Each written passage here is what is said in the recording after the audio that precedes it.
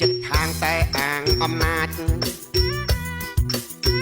ឲ្យគេកោតខ្លាចកោងកាចម្លេះទេ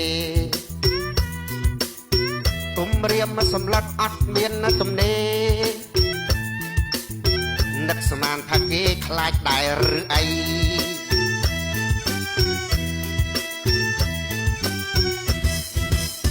មើលប្រវត្តិសាស្ត្រកុំចង់ផ្លាស់ប្ដូរ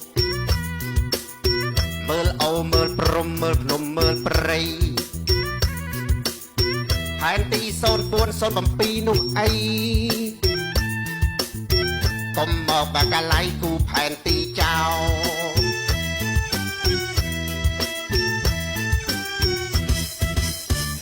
រួចហើយរុករលចង្អុលថាដីអញត្រូវតែយកវិញដេញគេឆោឡោ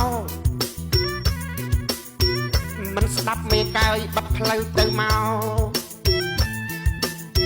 អត់ឈប់អត់ឈរររឿងគេឯង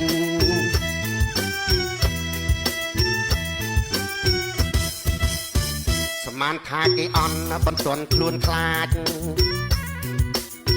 គេក៏សំងាចអង្អាចជាក់ស្ដែងពងរឹងជំហរបន្តស្វាស្វែង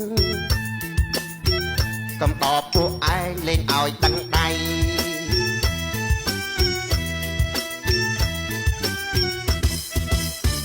ដល់ដាក់ពាក្យប្តឹងទៅអាយស៊ីជេប្រកែកថាទេអញមិនទៅទេវៃខ្លាចតឡាការតែចោលទៅអី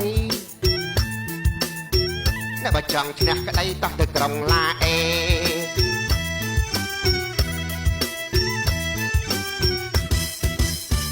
កុំរៀមកំហែងប្រមាថម្ដេចមិញគេតបតវិញថានិយាយលេងទេគិតថាយើងរស់ព្រោះដោយសារគេច្រឡំហើយណែខ្មែរក៏មានគ្រប់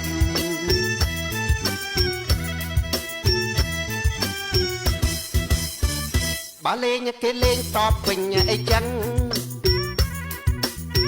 ហើយបើលេងកំខាំងឡើងភេងឆេងឡប់បើនៅតែជល់យើងទល់សង្គ្រប់អត់តកថយឈុំលុបបាត់ទឹកដី